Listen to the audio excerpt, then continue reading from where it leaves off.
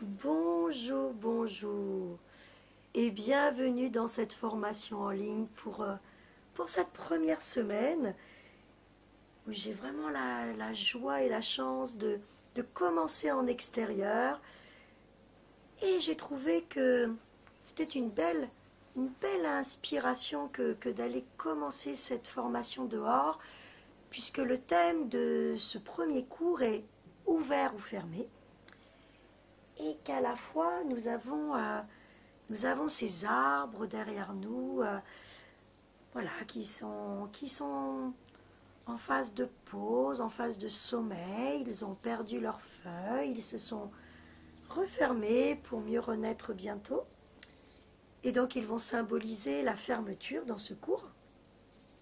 Et puis en même temps, l'émerveillement et la chance d'avoir ce joli soleil d'hiver qui vient réchauffer le cœur et donner l'élan de me lancer dans cette formation. Alors ouvert ou fermé, base de cœur à corps, car en fait cela correspond aux deux énergies qui existent dans la vie. La première énergie que nous avons, c'est l'énergie de l'amour, qui se caractérise par un sentiment d'ouverture, d'expansion.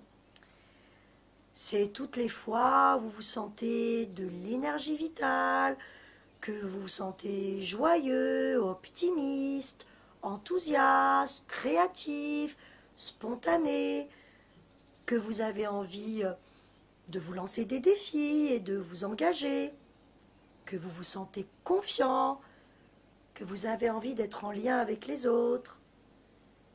Toutes les fois où en fait le corps vient confirmer que ce qui se passe pour vous à cet instant T est en adéquation avec vos valeurs et vos aspirations profondes.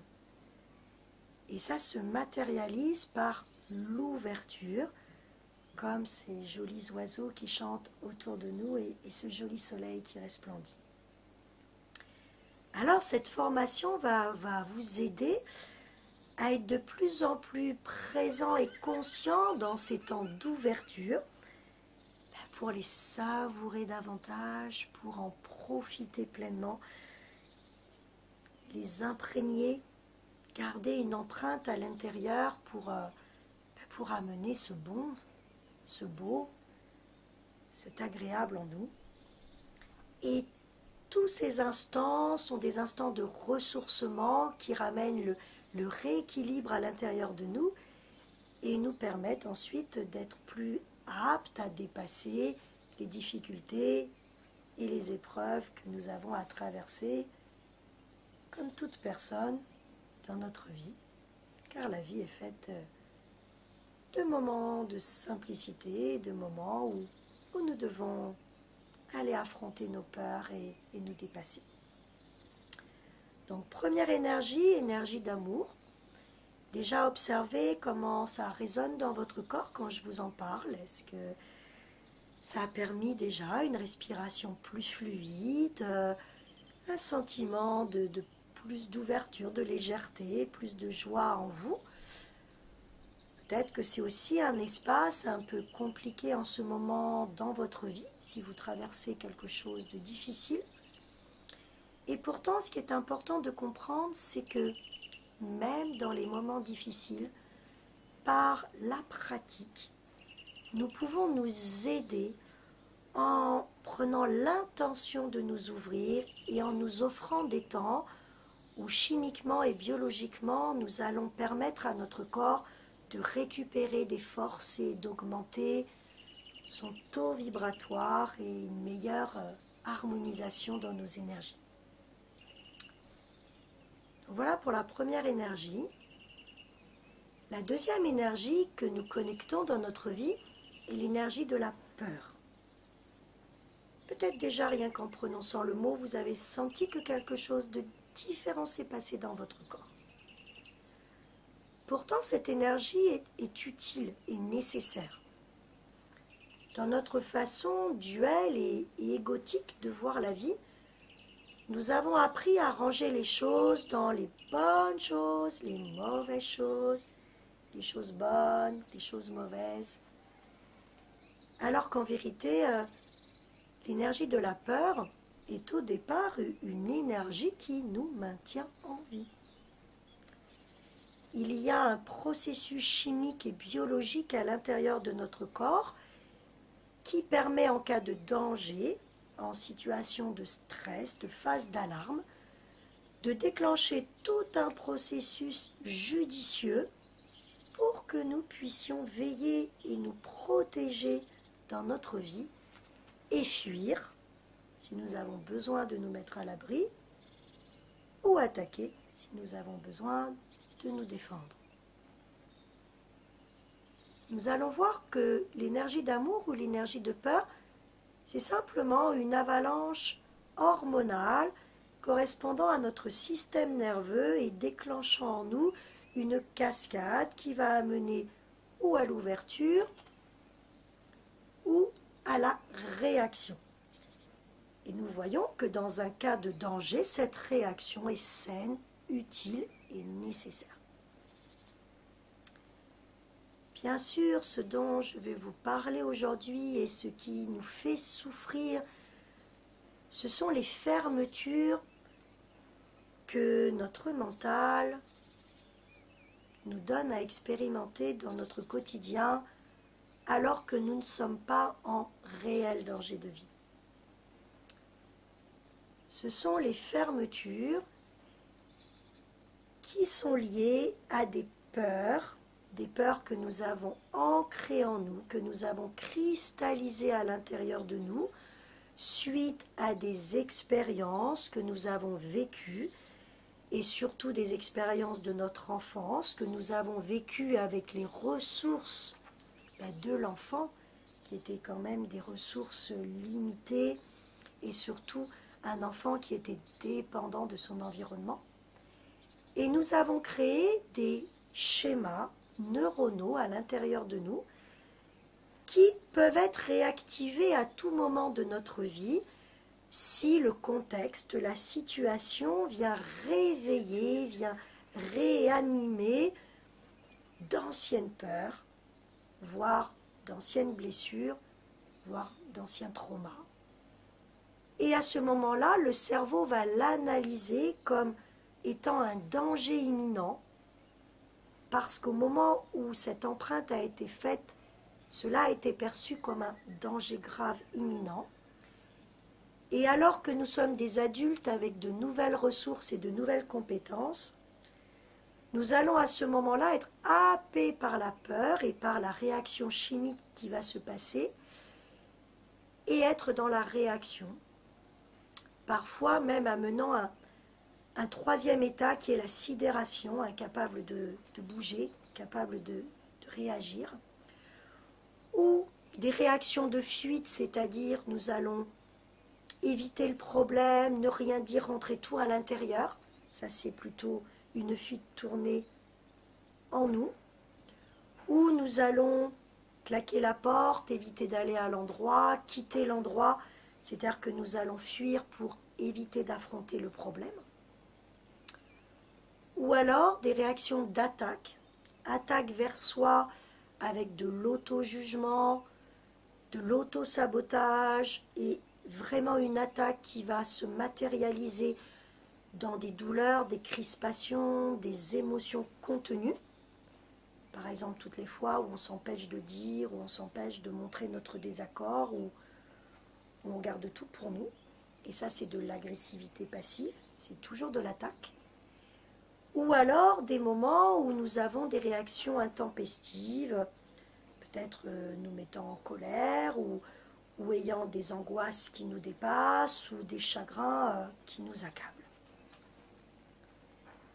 Donc voilà, ce qui est important à retenir, c'est que autant le stress, la phase d'alarme est une phase nécessaire et utile si nous sommes en voiture et qu'un piéton déboule, cela va nous permettre d'agir immédiatement sans avoir rien à calculer, à penser, et à avoir une plus grande performance, une plus grande force pour réaliser et enchaîner des actions que nous ne serions même pas capables de refaire en temps normal.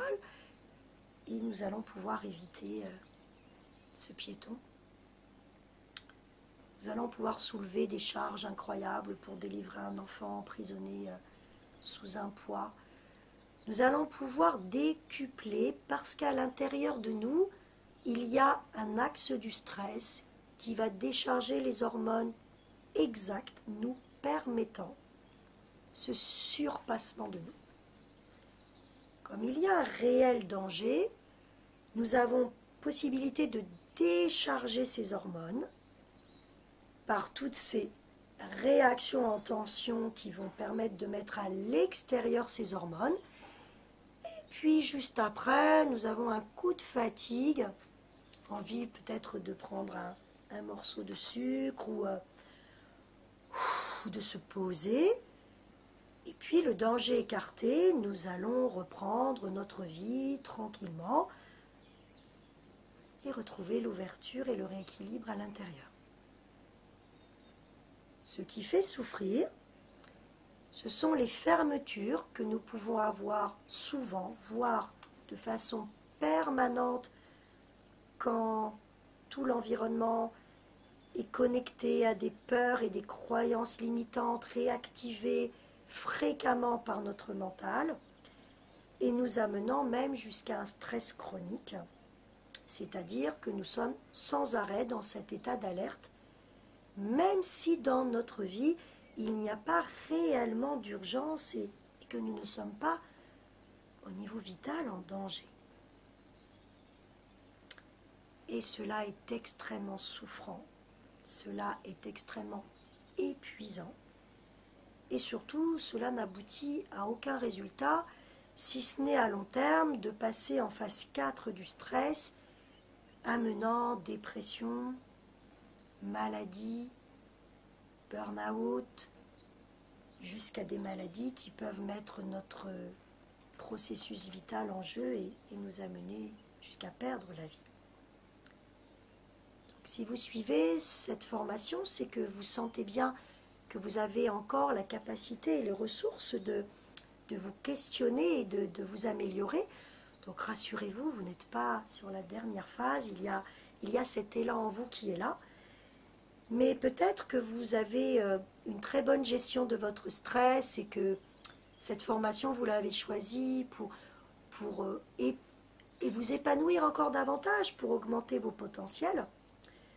Peut-être qu'en ce moment, vous êtes en stade 2 de stress, c'est-à-dire un changement de travail, un déménagement, une nouvelle vie, une rupture qui vient d'avoir lieu, une maladie dans laquelle vous avez eu à donner de la force et que maintenant vous commencez à être en phase de rémission. Donc vous êtes dans cette deuxième phase de stress, c'est-à-dire qu'il y a eu une phase de résistance où le corps a sécrété plus d'hormones nécessaires à vous faire traverser ce moment et que vous sentez que ce moment commence à être derrière vous et que cette formation va vous aider à accélérer le processus de réharmonisation. Peut-être qu'à l'instant, vous suivez cette formation, vous prenez conscience que vous êtes en stade 3 de stress, c'est-à-dire stress chronique. Cela signifie que les informations données par le cerveau au corps ne s'arrêtent pas. Il n'y a pas un moment où il y a stop, ça suffit, tout va bien. Toutes les pensées négatives, toutes les ruminations, toutes les peurs qui se disent à l'intérieur de moi empêchent la boucle de rétroaction de s'activer et mon corps est sans arrêt en vigilance, en hypervigilance, comme si le danger était permanent.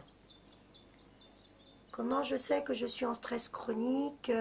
D'un point de vue physiologique, des douleurs, des tensions, des dysfonctionnements organiques, des migraines, des problèmes digestifs, des aigreurs d'estomac, perte d'appétit ou envie de manger beaucoup, des moments d'épuisement, de fatigue ou des moments d'insomnie.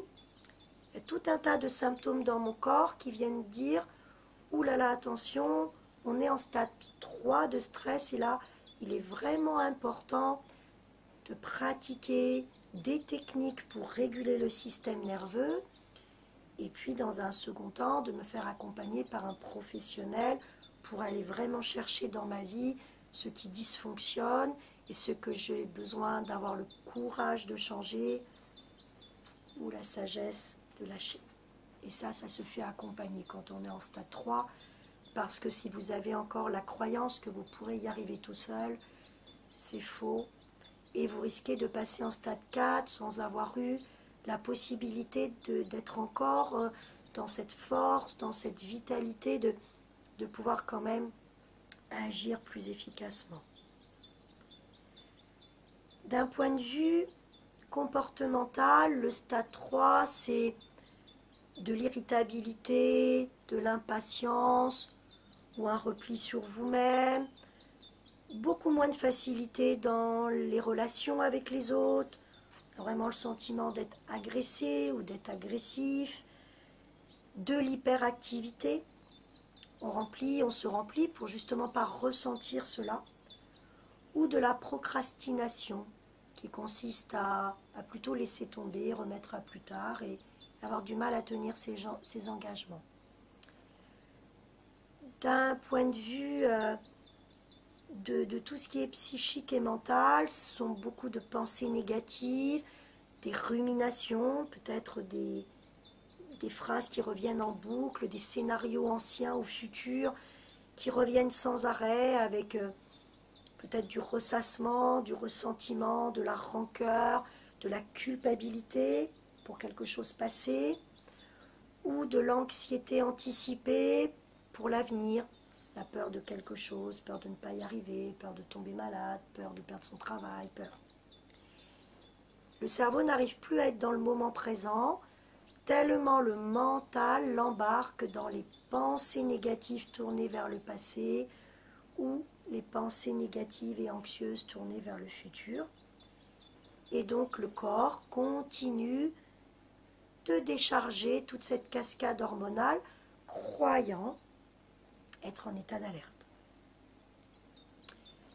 D'un point de vue cognitif, le stress chronique, ça se matérialise avec de la confusion. On se met sur un travail, on passe à autre chose, on s'éparpille, on a du mal à rassembler ses idées, on sent qu'on perd des fois la mémoire, on cherche ses clés, ses dossiers, on a du mal à être concentré, à être focalisé sur ce que l'on fait. Et puis tout d'un coup, les pensées jaillissent dans la tête, on sent cette pression intérieure, que ce soit au niveau de la tête et au niveau du corps. Alors pourquoi? Parce que le cerveau ne fait pas la différence entre ce qui est réel et imaginé.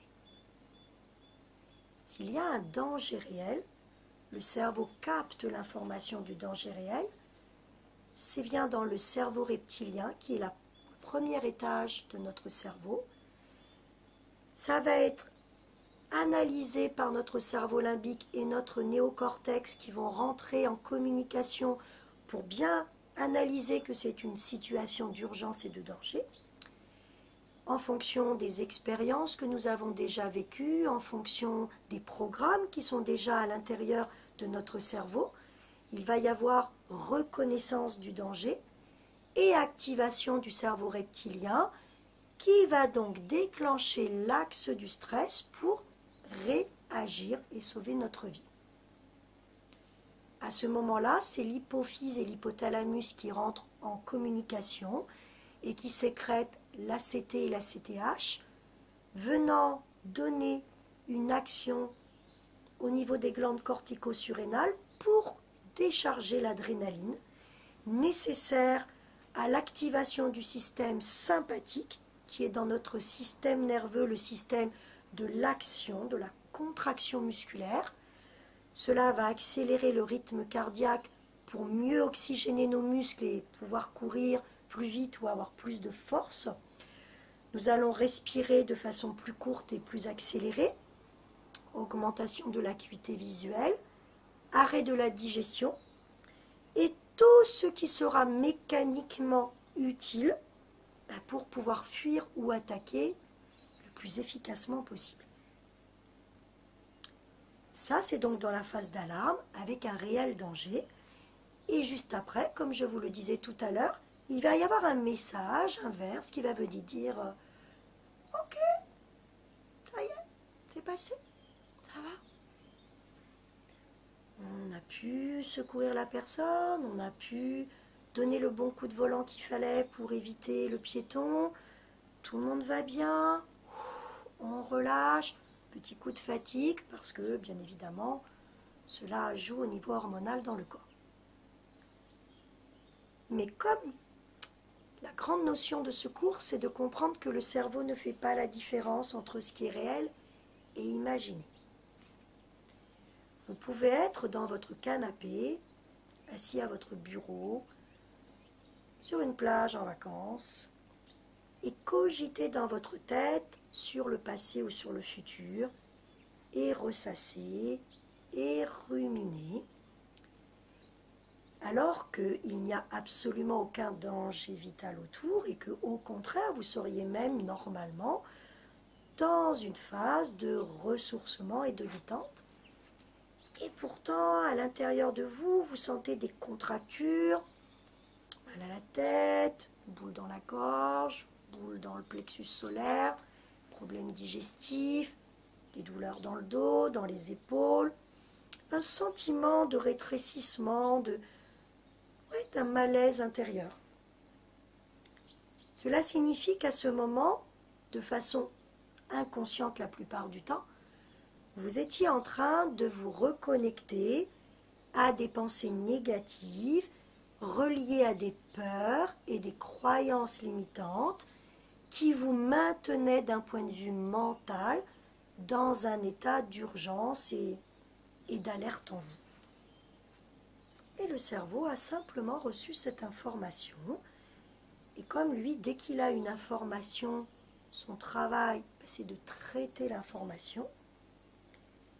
Il a fait exactement le même parcours dans les 3 plans de son cerveau. Et comme bien évidemment, si c'est actif en vous de façon désagréable et souffrante, c'est que ça vient réactiver un circuit déjà présent dans votre cerveau de quelque chose de douloureux, de quelque chose qui a été une empreinte, soit désagréable, soit même traumatisante. Le cerveau va réagir pensant que la situation actuelle, qui pourtant n'est que pensée, est réelle et que vous avez besoin à cet instant T d'activer l'axe du stress pour pouvoir fuir ou attaquer. Vous comprenez qu'à la longue, comme à ce moment-là, le danger n'est pas réel et que vous n'allez pas pouvoir corporellement évacuer cette surcharge hormonale. Tout ça, ça va rester à l'intérieur, amenant encore plus de fermeture, de crispation, de tension, de dysfonctionnement dans le système digestif, système cardiaque, pulmonaire, l'élimination, etc. Alors que pourtant, à cet instant, tout va bien. C'est simplement dans votre tête que quelque chose était encore en train de se réactiver et justement d'activer tout ça. Et à la longue, si cela devient une habitude, c'est pour cela que nous passons dans les différents stades du stress jusqu'à arriver au stress chronique, si en ce moment, en plus, dans notre vie, réellement, il y a de l'inquiétude pour soi, pour un proche, et que nous continuons de nous faire du souci. Et là, nous avons une bonne raison de nous faire du souci, mais nous nous faisons quand même beaucoup trop de soucis dans la tête pour ne pas prendre de temps de récupération. Puis parfois, nous nous faisons du souci alors qu'il n'y en a pas vraiment autour de nous, mais parce qu'à l'intérieur de nous, les situations que nous traversons sont venues réactiver un endroit une zone de notre ombre qui n'est pas encore réparée et qui vient nous irriter, voire nous gratouiller, voire vraiment nous blesser à l'intérieur et ramener des schémas répétitifs dans lesquels nous nous sommes enfermés et qui se réactivent à l'instant T. Alors, ce qui est important de comprendre, c'est que lorsque nous sommes fermés dans cette problématique souffrante, à cet endroit, dans cet espace de conscience, nous ne trouverons jamais la solution.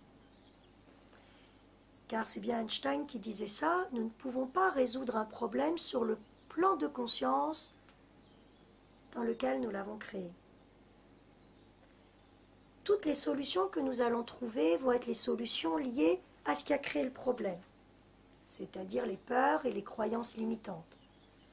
Et l'ego va nous donner voilà, tout un tas de réponses qui vont nous satisfaire pour le moment, mais qui vont rester dans cette fermeture. Alors que le cours d'aujourd'hui est, ok, c'est fermé, mais je peux faire le choix d'ouvrir. Parce que si je fais le choix d'ouvrir, c'est déjà que je suis capable d'être en train d'observer ma fermeture. Ça veut donc dire que je suis sur un plan de conscience plus large, que j'appelle l'observateur, le moi supérieur, plan de conscience plus large, capable d'observer qu'à cet instant, dans cette situation, je me suis fermée, je me suis crispée, je me suis vexée, je me suis blessée, je me suis sentie repliée. Et déjà ça, c'est merveilleux, ça change tout. Cela veut dire que vous n'allez pas vous identifier à la blessure, à la peur, à la croyance, mais que vous allez être déjà sur un plan de conscience capable de la regarder et du coup de voir si c'est juste ou pas, ce qui serait intéressant de changer, de lâcher, en fait de chercher des solutions sur un plan de conscience où il y a plus de chances d'en trouver. C'est déjà génial. Alors, c'est tout le but de ce cours. C'est que dès que vous allez sentir une fermeture, au lieu de vous dire « et pourquoi ci, et pourquoi ça, et qu'est-ce qu'il m'a dit, et qu'est-ce que j'ai dit, j'aurais dû répondre, sinon j'aurais dû faire ça, non mais pas ça ». Vous voyez tout ce bavardage, tout ce brouhaha qui va déclencher tout ce dont je vous ai parlé au niveau du stress, de ces hormones, et qui à la longue, l'adrénaline n'étant que la première hormone de stress, va décharger du cortisol, qui est un véritable poison qui va vous donner tous les symptômes dont nous avons parlé tout à l'heure. Au lieu de rester dans le mental, sur le plan du mental, qui veut essayer de comprendre, qui veut essayer en fait d'avoir raison, d'avoir ce qu'il veut, prendre conscience de la fermeture et décider d'ouvrir. Et surtout sans chercher à comprendre, sinon on alimente le vélo, vous avez compris? Mais dès que vous allez décider d'ouvrir et que vous allez pratiquer l'exercice que je vais vous apprendre cette semaine, une autre cascade hormonale va se passer. Déjà, l'axe du stress va se débrancher, va s'arrêter.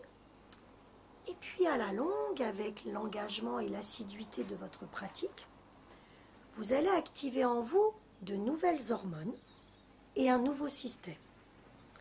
Au lieu d'être toujours en système sympathique de la tension musculaire, de la réaction, prêt à être dans l'hyperactivité, vous allez activer le système parasympathique, qui est le système de la détente, du relâchement, de la récupération.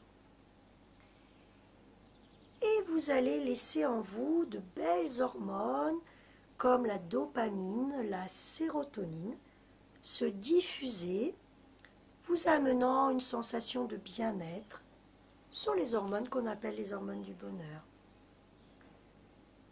Si en ce moment il y a des douleurs, les endorphines vont vous aider à diminuer la sensation de douleur. Et vous allez donc sécréter l'ocytocine, une hormone qui qui nous donne envie d'être en lien, d'aller vers les autres, de nous ouvrir. Et tout ça simplement parce que vous aurez observé une fermeture. Et là, dans ce moment, ce n'est pas le moment d'aller chercher ce qu'elle vient raviver et pourquoi et comment s'en libérer.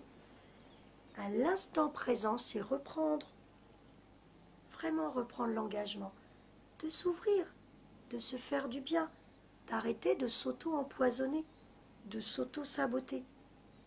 Et simplement en pratiquant, et en pratiquant régulièrement, très rapidement, ce nouveau système nerveux et ces nouvelles hormones permettront à votre corps de recouvrer l'équilibre et une bonne santé physique, émotionnelle, psychique et mentale dans une ouverture spirituelle, c'est-à-dire une ouverture vers qui vous êtes vraiment, vers l'être profond que vous avez envie de connecter.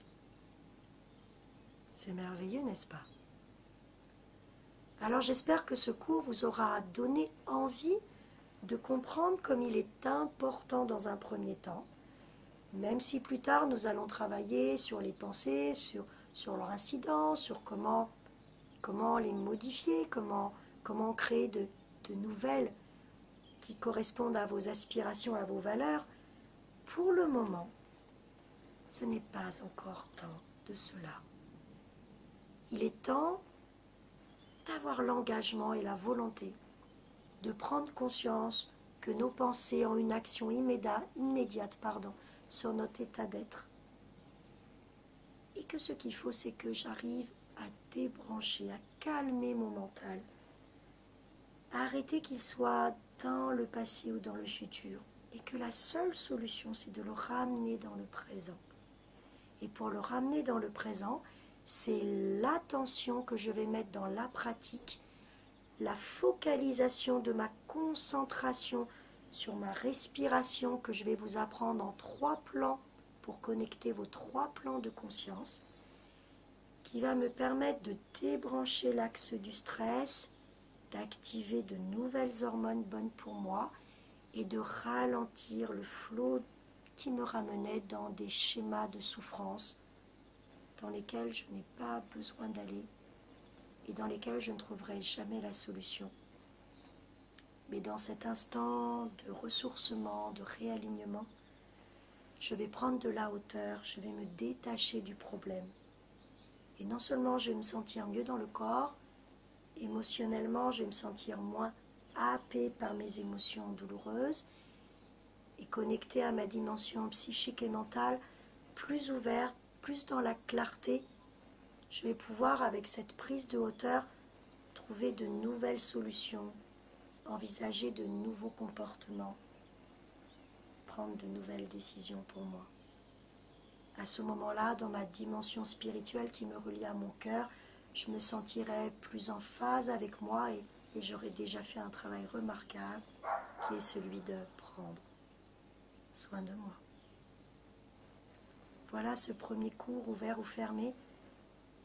J'espère vraiment vous avoir convaincu car c'est une clé essentielle et magique à pratiquer tout au long de votre vie pour pouvoir, comme aujourd'hui, profiter pleinement de l'ouverture et du soleil, même si peut-être il y a des soucis et des préoccupations autour de nous.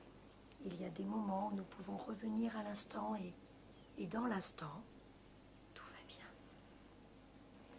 Je vous souhaite une très jolie semaine. Je vous retrouve dans la vidéo suivante pour vous expliquer la pratique. À la semaine 2 où nous travaillerons sur les peurs et les conditionnements. Belle pratique!